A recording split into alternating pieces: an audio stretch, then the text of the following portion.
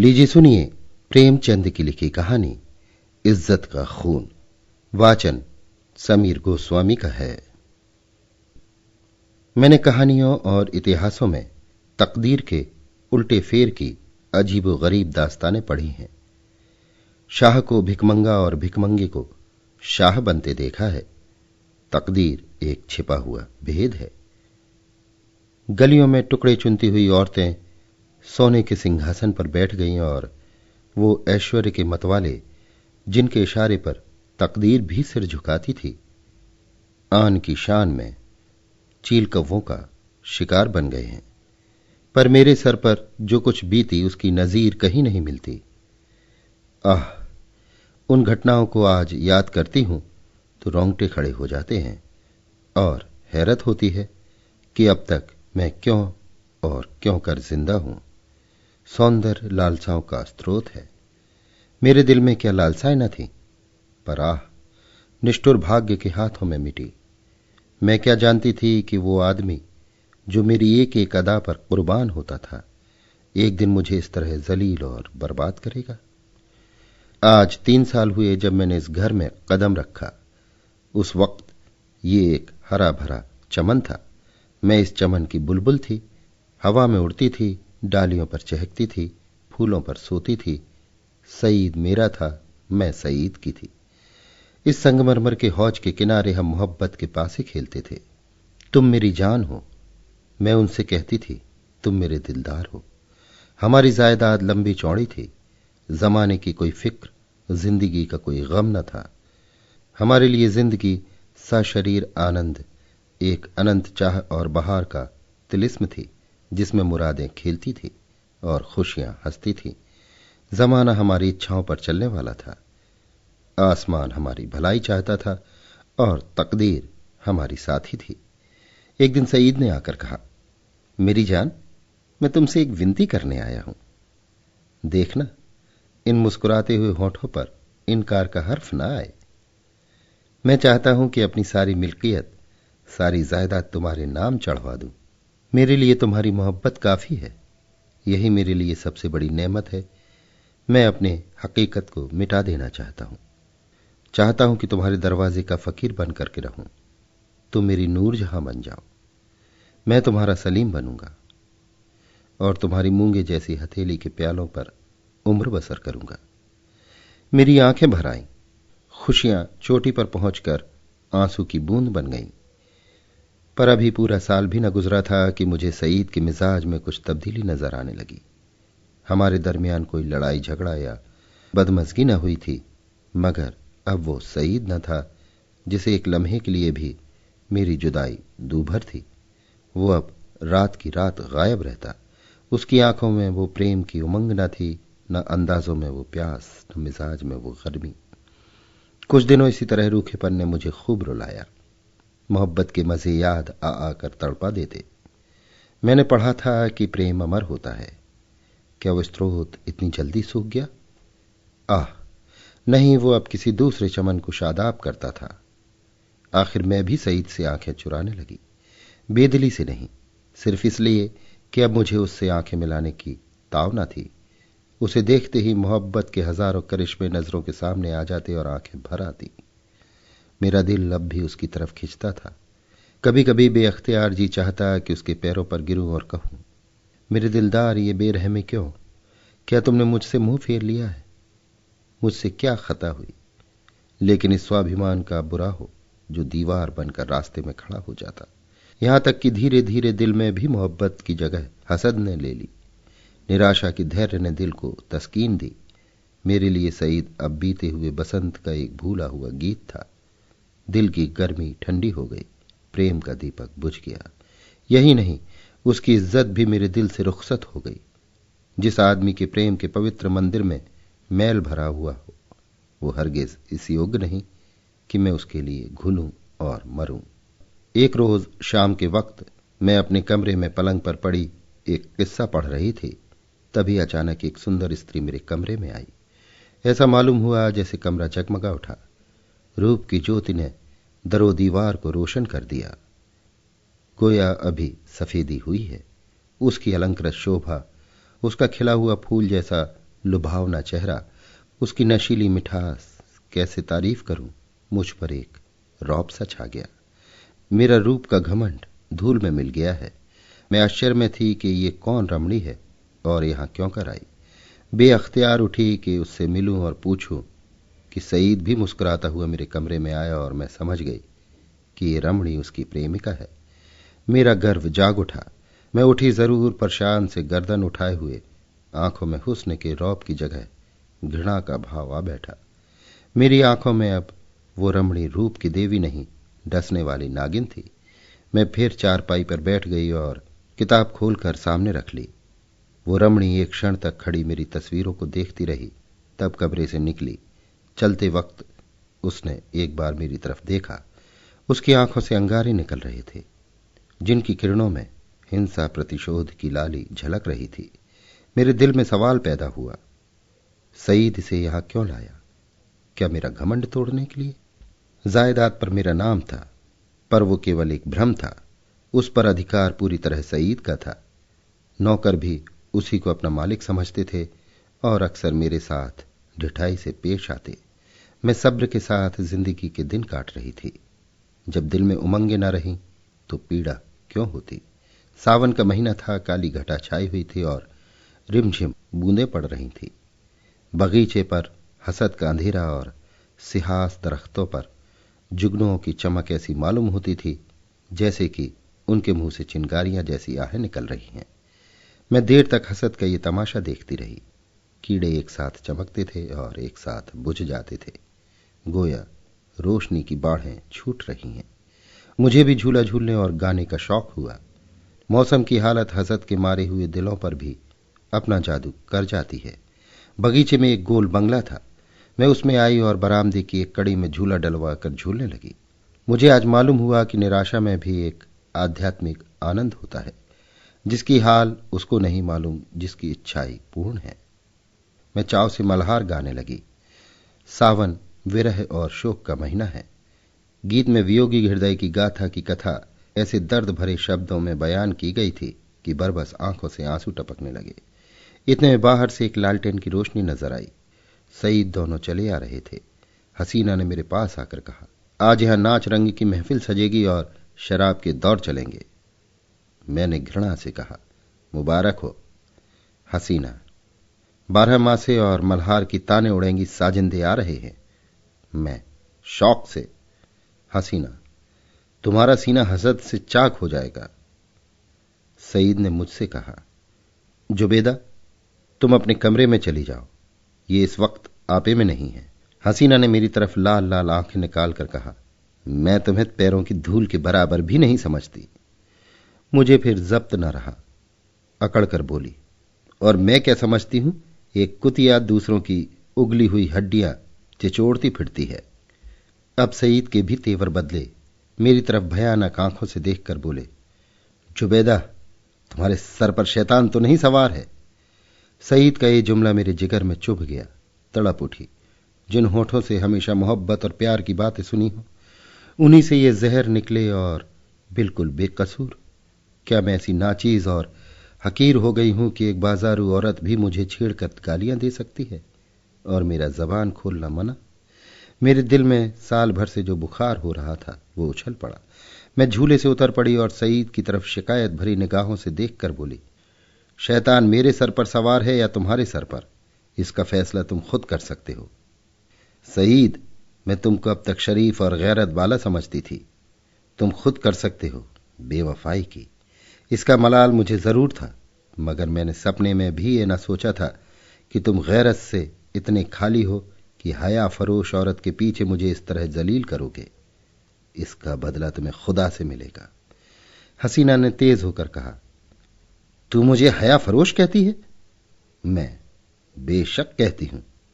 सईद, और मैं बेगैरत हूं? मैं बेशक बेगैरत ही नहीं, शोबदेबाज, मक्कार, पापी, सब कुछ। ये अल्फाज बहुत घिनावने हैं, लेकिन मेरे गुस्से के इजहार के लिए काफी नहीं। मैं ये बातें कह रही थी कि एकाएक सईद के लंबे तगड़े हट्टे कट्टे नौकर ने मेरी दोनों बाहें पकड़ ली और पलक मारते भर में हसीना ने झूले की रस्सियां उतारकर मुझे बरामदे के एक लोहे के खंभे से बांध दिया। इस वक्त मेरे दिल में क्या ख्याल आ रहे थे ये याद नहीं, पर मेरी आंखों के सामने अंधेरा छा गया। ऐसा मालूम होता था कि ये तीनों इंसान नहीं यमदूत हैं। गुस्से की जगह दिल में डर समा गया था। इस वक्त अगर कोई रौबी ताकत मेरे बंधनों को काट देती, मेरे हाथों में आबदार खंजर दे देती, तो भी मैं जमीन पर बैठकर अपनी जिल्लत और बेकसी पर आंसू बहाने के सिवा और कुछ न कर सकती। मुझे ख्याल आता था कि शायद खुदा की तरफ से मुझ पर यह कहर नाजिल हुआ है। शायद मेरी बेनमाजी और बेदीनी की ये सजा मिल रही है।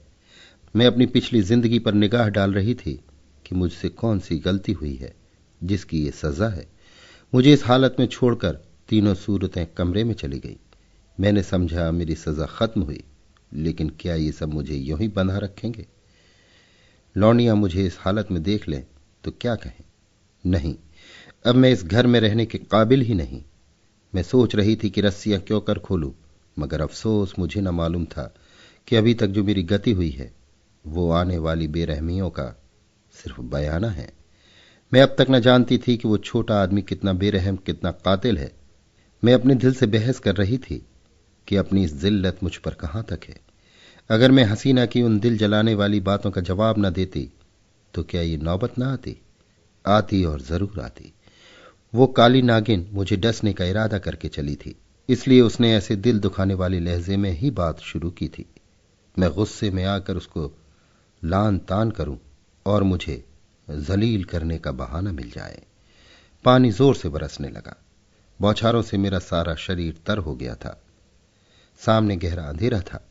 मैं कान लगाए सुन रही थी कि अंदर क्या मिसकॉट हो रही है, मगर मेह की सनसनाहट के कारण आवाजें साफ न सुनाई देती थी। इतने में लालटेन फिर से बरामदे में आई और तीनों डरावनी सूरतें फिर सामने आकर खड़ी हो गईं। अब की उस खून परी के हाथों में एक पतली सी कमची थी। उसके तेवर देखकर मेरा खून सर्द हो गया। उसकी आंखों में एक खून पीने वाली वहशत, एक कातिल पागलपन दिखाई दे रहा था।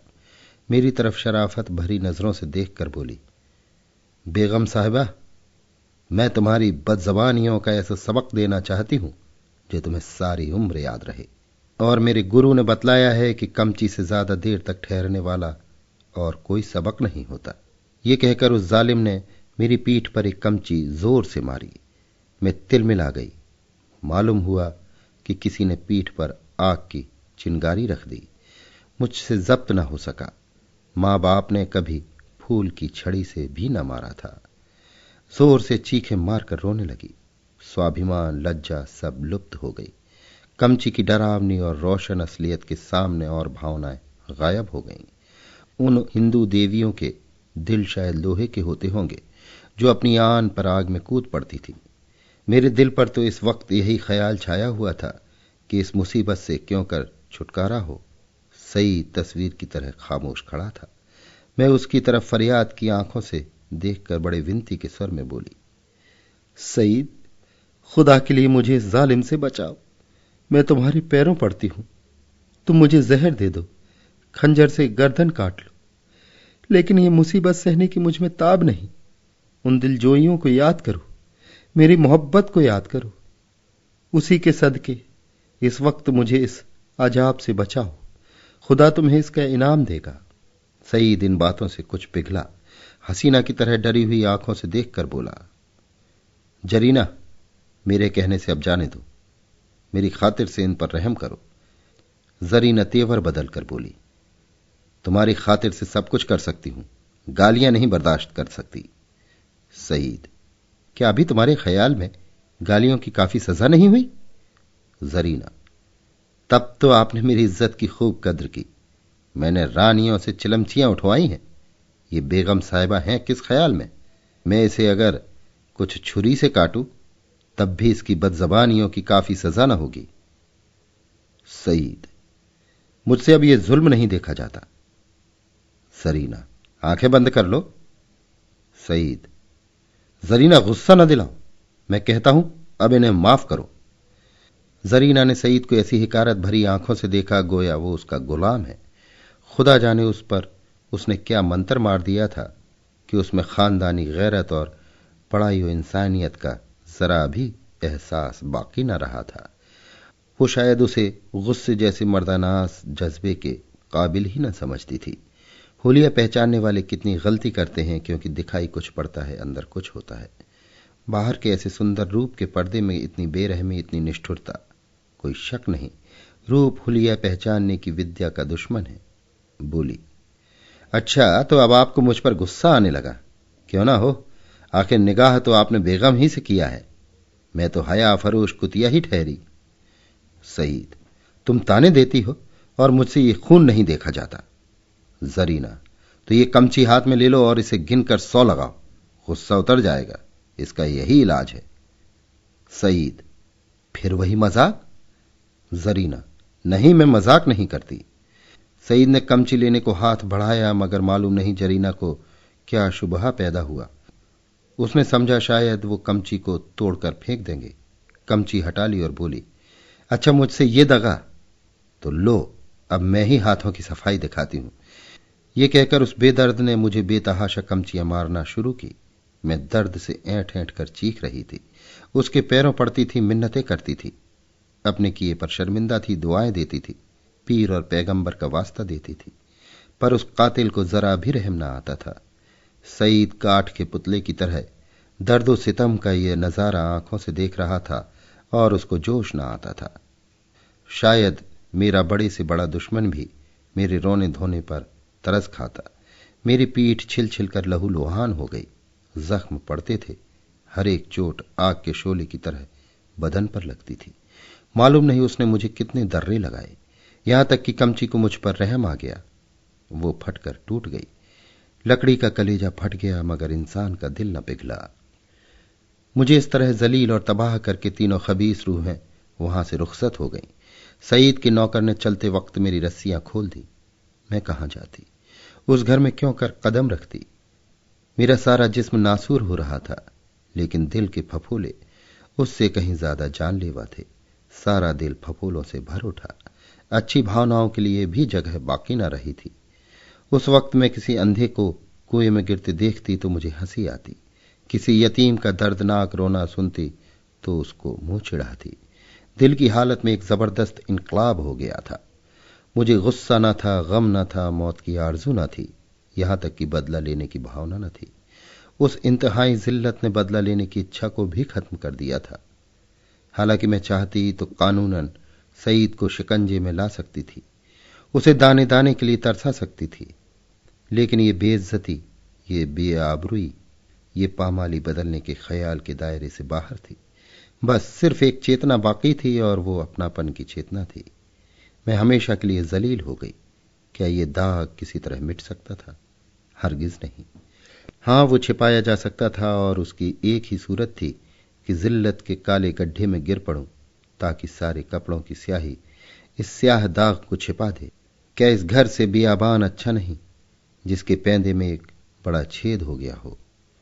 इस हालत में यही दलील मुझ पर छा गई।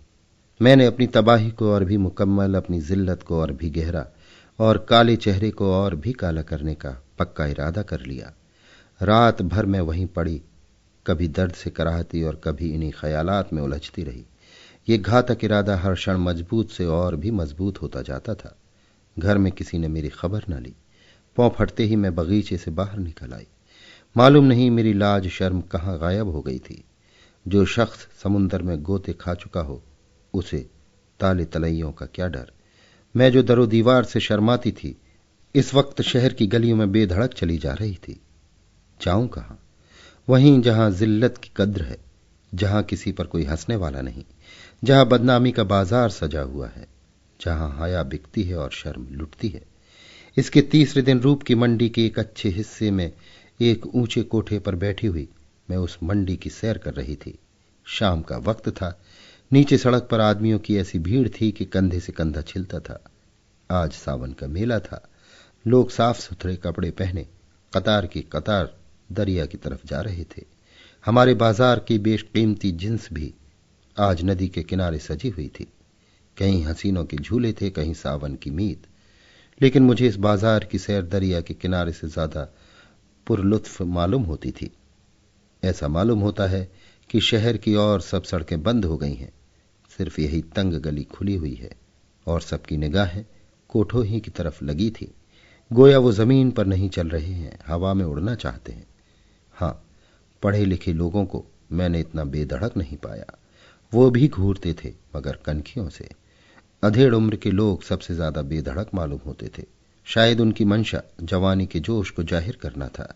बाजार क्या था, एक लंबा चौड़ा थिएटर था। लोग हंसी दिल लगी करते थे, लुत्फ उठाने के लिए नहीं, हसीनों को सुनाने के लिए। मुंह दूसरी तरफ था, निगाह दूसरी तरफ। बस भाड़ों और नक्कालों की मजलिस थी। एकाएक सईद की फिटन नजर आई।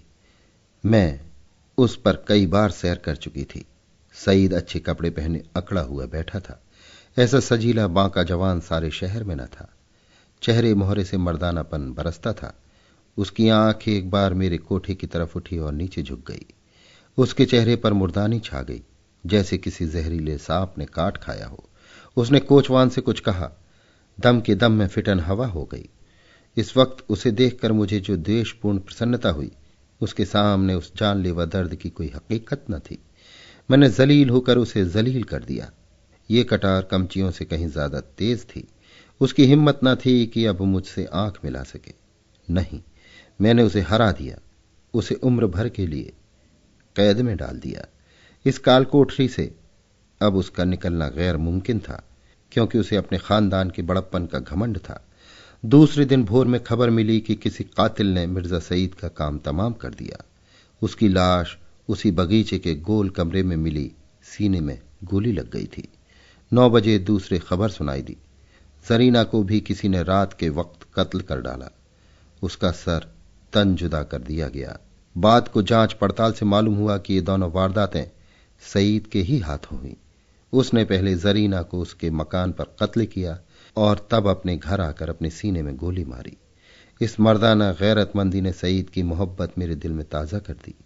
शाम के वक्त में अपने मकान पर पहुंच गई। अभी मुझे यहां से गए सिर्फ 4 दिन गुजरे थे, मगर ऐसा मालूम होता था कि वर्षों के बाद आई हूं। दरो दीवार पर हसरत छाई हुई थी। मैंने घर में पांव रखा तो बरबस सईद की मुस्कुराती हुई सूरत आंखों के सामने आकर खड़ी हो गई। वही मर्दाना हुस्न, वही बांकपन, वही मनोहार की आंखें। बेअख्तियार मेरी आंखें भर आईं और दिल से एक ठंडी आह निकल आई। गम इसका न था कि सईद ने क्यों जान दे दी, नहीं, उसकी मुजरिमाना बेहिसी और रूप के पीछे भागना, इन दोनों बातों को मैं मरते दम तक माफ न करूंगी। गम यह था कि यह पागलपन उसके सर में क्यों समाया। इस वक्त दिल की जो कैफियत है, उसे मैं समझती हूं कि कुछ दिनों में सईद की बेवफाई और बेरहमी का घाव भर जाएगा। अपनी जिल्लत की याद भी शायद मिट जाए, मगर उस चंद रोजा मोहब्बत का नक्श बाकी रहेगा, और अब यही मेरी जिंदगी का सहारा है। अभी आप सुन रहे थे प्रेमचंद की लिखी कहानी इज्जत का खून। वाचन समीर गोस्वामी का था।